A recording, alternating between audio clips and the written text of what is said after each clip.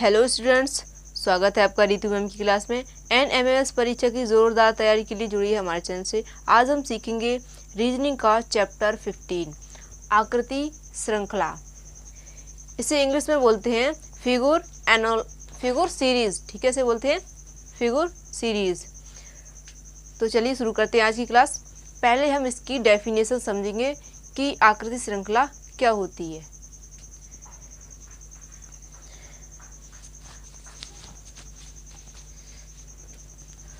आकृति श्रृंखला figure series का शाब्दिक अर्थ आकृतियों को क्रमबद्ध रूप से सजाना होता है। इसका शाब्दिक अर्थ क्या होता है कि आकृतियों को क्रम बाई क्रम से बनाना है। ठीक है, मतलब सजाना है। इन आकृतियों की स्थिति के बीच किसी विशेष नियम के आधार पर कुछ संबंध होता है। इसमें क्या होता है, इन आकृतियों की स्थिति जो होती है उनके बीच एक विशेष नियम के आधार पर कुछ संबंध होता है और इसी संबंध के आधार पर आकृति बनाई जाती है। जो संबंध होगा, ठीक है, उसी के आधार पर हमें आकृति बनानी होती है। ठीक है, मेन पॉइंट है इस अध्याय को समझने के लिए। इस अध्याय से पूछे जाने वाले प्रश्नों के दो भाग होते हैं। इसमें क्या होता है, इस अध्याय में जो प्रश्न पूछे जाएंगे उस प्रश्न के भी दो भाग होंगे। ठीक है, पहले भाग में प्रश्नाकृतियाँ, पहले भाग में क्या होगी, प्रश्नाकृतियाँ, तथा दूसरे भाग में उत्तराकृतियाँ दी जाती है।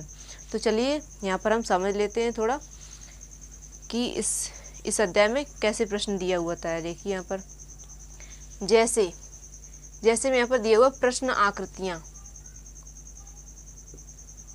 यहाँ पर देखिए हमें प्रश्न आकृतियाँ दी हुई है। ये जो खाली जगह है यहाँ पर हमें कोई सी आकृति फिल करनी है। कहाँ से फिल करनी है, उत्तर आकृतियों में से। ठीक है, ये जो उत्तर आकृतियाँ दी हुई हैं इनमें से हमें कोई सी भी आकृति यहाँ पर लिखनी है। तो चलिए समझते हैं कि इनके बीच क्या संबंध है। कि यहाँ पर कहा इन आकृतियों की स्थिति के बीच विशेष नियम होता है। ठीक है, तो देखिए पहले इसका विशेष नियम और संबंध हम समझ लेते हैं कि इनके बीच क्या संबंध है। देखिए यहाँ पर आई है, आई में एक लाइन है, उसके बाद वी में दो लाइनें हैं, 1 2। उसके बाद है जेड, उसमें देखिए 1 2 3 लाइनें हैं। ठीक है, तो यहाँ पर जो आकृति होगी उसमें कितनी लाइनें होनी चाहिए। देखिए यहाँ पर 1 2 लाइन फिर 3 लाइन, इसका मतलब यहाँ पर जो आकृति होगी उसमें 4 लाइन होनी चाहिए। तो इनमें से हमें वो आकृति छांटनी है जिसमें 4 लाइन हों। देखिए यहाँ पर एक्स जो है इसमें 2 लाइनें हैं।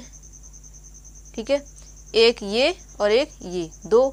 इसमें केवल 1 लाइन है, इसमें 3 लाइन है, 1 2 और 3। यहाँ पर देखिए 1 2 3 4, इसमें 4 लाइनें हैं। तो 3 लाइनों के बाद कितनी आएगी, 4 लाइन वाली आकृति। तो यहाँ पर आकृति बनेगी एम। ठीक है, उत्तर आकृतियों में से हमें आंसर चयन करना होता है। ठीक है, कि इनमें से कौन सी आकृति प्रश्न आकृति में रखी जाएगी। तो यहाँ पर एम जो है उत्तर आकृति की आकृति है, उसे समस्या आकृति में यदि हम यहाँ पर रख दें तो ये हमारा प्रश्न हल हो जाता है। आकृति श्रृंखला का पहला प्रकार है रेखाओं या भुजाओं की संख्या पर आधारित प्रश्न। तो यहाँ पर जो पहला प्रकार है उससे संबंधित पहला प्रश्न दिया हुआ है।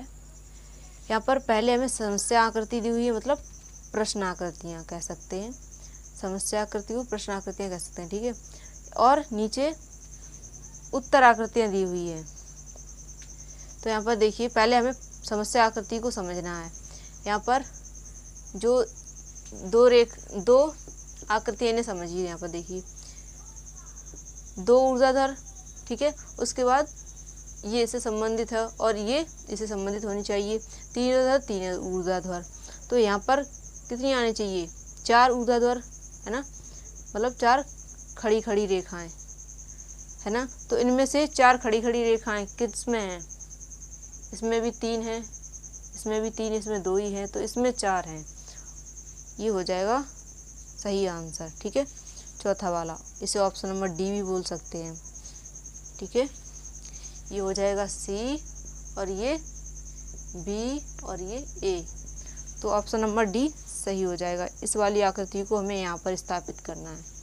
आकृति श्रृंखला चैप्टर का दूसरा प्रकार है आकृति के घूर्णन पर आधारित। इसमें क्या होगा, आकृतियों को क्रम बाई क्रम घुमाया जाएगा। ठीक है, तो यहाँ पर देखिए ये आकृति है। ठीक है, इस आकृति को कितने अंश घुमाया गया है। मान लो यहाँ पर ये एक 180 पे होती है, ऐसी रखी हो, ऐसी। ठीक है, तो इसे इधर से नीचे ऐसे भी नहीं किया गया तो ये पूरी 180 घूम जाती। ठीक है, तो यहाँ पर इसे थोड़ा तिरछा रखा हुआ है, ऐसे। ये आकृति 135 डिग्री पर घूम रही है। ठीक है, तीसरी आकृति देखिए, यहाँ पर ये वाली 135 भी थी। ठीक, फिर ये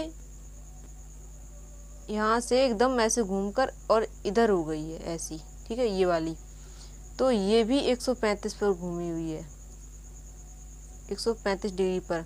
फिर यहाँ से इधर से और ये ऐसे हो गई। ठीक है, चौथी वाली जो आकृति है ऐसी, तो ये भी यहाँ पर प्रत्येक आकृति 135 डिग्री का घूर्णन कर रही है। तो ये वाली आकृति अगर 35 डिग्री पर घूमेगी तो किस टाइप से दिखाई देगी। ठीक है, इस आकृति को यदि हम जैसे ये वाली घुमाई थी, ठीक है, तो ये इधर को हो गई थी, वैसे ही अगर इसको घुमाएंगे तो ये नीचे की तरफ हो जाएगी। ठीक है, नीचे की तरफ हो जाएगी ऐसी। तो ऑप्शन नंबर सी सही आंसर हो जाएगा। इस आकृति के बाद ये वाली आकृति सी नंबर 5 नंबर पे आनी चाहिए। ठीक है, तो हमारा ऑप्शन सी सही आंसर हो जाएगा। ये थी आकृतियों का घूर्णन, कि आकृतियाँ कैसे घूमती हैं। ठीक है, कोण के आधार पर घूमती हैं। आकृति श्रृंखला का तीसरा प्रकार दिया हुआ है आकृतियों की स्थिति में परिवर्तन पर आधारित प्रश्न। इसमें क्या होगा, आकृति की स्थिति चेंज हो जाएगी। ठीक है, स्थिति मतलब स्थान चेंज हो जाएगा आकृति का। ठीक है, यहाँ पर देखिए, पहले वाले में हम यहाँ पर देखेंगे, फिर दूसरे वाले में देखिए। यहाँ पर त्रिभुज था, कोने में पहुँच गया। इसका मतलब यहाँ पर जो आकृति है, कुल सब में 4 आकृति है, 1 2 3 4, 1 2 3 4, उसमें भी 4 हैं। ठीक है, पहले हम इनको समझेंगे कि कैसे इनका स्थान परिवर्तन हो रहा है। ठीक है, ये जो इधर वाली आकृति है, ठीक है, ये इस वाले में कहाँ पर पहुँच रही है, ये दूसरे नंबर पर आ रही है। ठीक है, यहाँ पर आ रही है, देखिए यहाँ पर, यहाँ पर है और कोने पे दूसरे नंबर पे यहाँ पर आ गई। ठीक, दूसरे नंबर पे। अब देखिए बीच वाली जो आकृति है, जो यहाँ पर है बीच वाली, वो कोने पर है। ठीक है, इस वाले में कोने पे पहुँच गई, कोने पे। ठीक है, यहाँ पहुँच गई। अब जो ये वाली है, ये इधर को आ रही है। ठीक है, ये कोने वाली है, वो नीचे की तरफ आ रही है। जो कोने वाली है यहाँ पर, वो नीचे की तरफ आ रही है, और जो नीचे वाली है त्रिभुज, वो ऊपर की तरफ जा रही है। यहाँ पर जो है वो ये ऊपर की तरफ जा रही है। ठीक है, तो इस तरह से अब इसे हमें चेंज करना है। ठीक है, इसी टाइप से ऊपर वाली जो है उसे हमें क्या करना है, नीचे की साइड लाना है। ठीक है, इस वाली को यदि इसे हम यहाँ पर नीचे लाएंगे तो यहाँ पर ये वाली हो जाएगी, ये वाली आकृति। ठीक है, इस वाली को यहाँ ले आएंगे दूसरे नंबर पर। ठीक है, इस वाली को हम ले आएंगे दूसरे पे, क्योंकि ये यहाँ पर ये वाली जो है दूसरे पे, इसकी जगह पे यहाँ पर आ जाएगी, तो ये हो गई। ठीक है, सही से बनी नहीं है। आपको जो पेपर दिया जाएगा उसमें बिल्कुल सही बनी होगी। ठीक है, आपकी बुक्स में भी सही बनी होगी। और ये वाली आकृति यहाँ पर आ गई। ठीक, अब देखिए यहाँ पर ये वाली है, जो कोने वाली है, वो हमें नीचे लानी है। कोने वाली ये यहाँ पर लानी है। ये यहाँ पर, ठीक, ये वाली यहाँ पर आ गई। अब नीचे वाली जो है ये ऊपर ले जानी है, ये स्टार जो है इसे ऊपर ले जाना है, ठीक। अब बचा बीच वाला, ठीक है। तो बीच वाले को यहाँ पर देखिए, बीच में जो था उसे कोने पहुँचा दिया, यहाँ पर ये स्टार बीच में था, इसे कोने पहुँचा दिया। तो ये जो है इसे हम यहाँ पहुँचा देंगे कोने पर,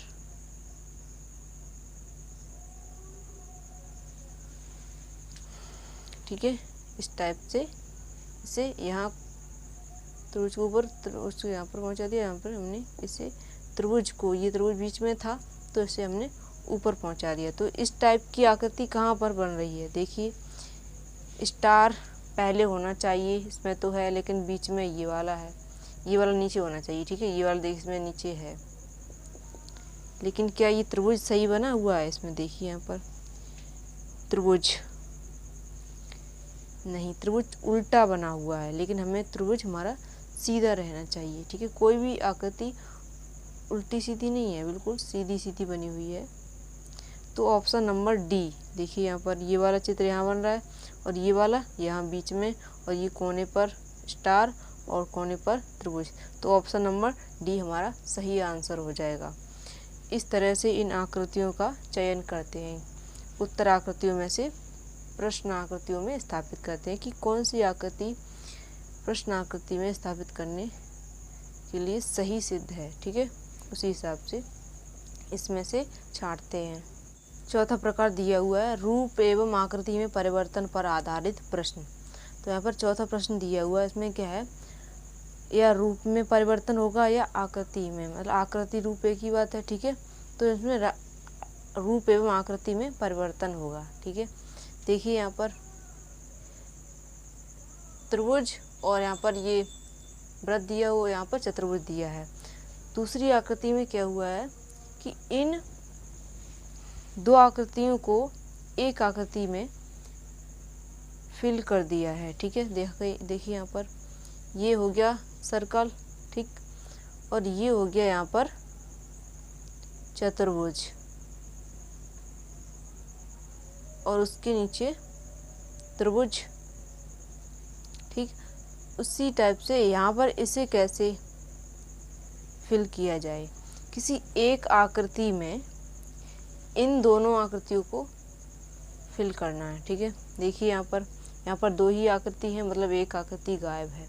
यहाँ पर देखिए त्रिभुज और आयत है, ठीक है, ये आयत है और ये वृत्त है, ये भी गलत है। यहाँ पर देखिए त्रिभुज के अंदर वृत्त है और उसके ऊपर, चतुर्भुज के ऊपर सर्कल है। हमें क्या करना है, सर्कल के ही अंदर दो को फिक्स करना है, ठीक है। इसे सर्कल के अंदर, बीच वाली के अंदर किया गया था, बीच वाली आकृति, ठीक है, ये वृत्त था। तो यहाँ पर बीच वाली आकृति वृत्त है, इसे हमें क्या करना है, एक वृत्त बनाना है, ठीक। फिर चतुर्भुज और उसके ऊपर त्रिभुज। तो कौन सी हमें आकृति प्राप्त हो रही है, ऑप्शन नंबर डी, ये सही आकृति है। इस ऑप्शन नंबर डी, इसे हम यहाँ पर फिल करेंगे, ठीक है। ये हमारा सही आंसर हो जाएगा, ऑप्शन नंबर डी। तो उम्मीद करते हैं कि ये चैप्टर आपको समझ में आया होगा।